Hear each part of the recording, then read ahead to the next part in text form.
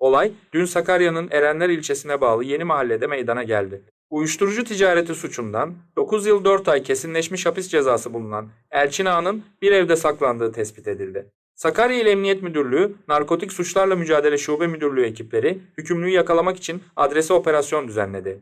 Evde bulunanlar ve çevrede toplanan bazı kişiler taşkınlık yaparak ekiplere zorluk çıkardı. Yaşananlar cep telefonuyla görüntülendi. Kısa süreli arbede yaşanırken polis ekipleri kaçmaya çalışan Elçin Ağa'yı yakaladı.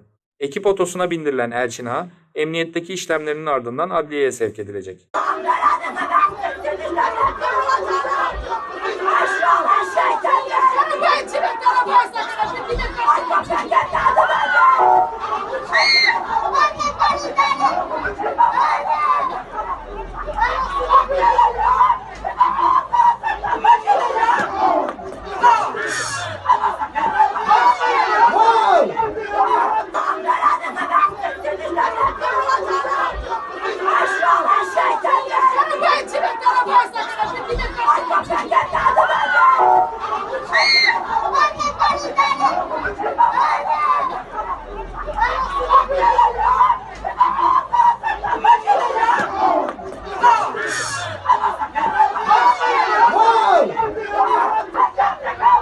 Arabasız gene çıktı ne kadar.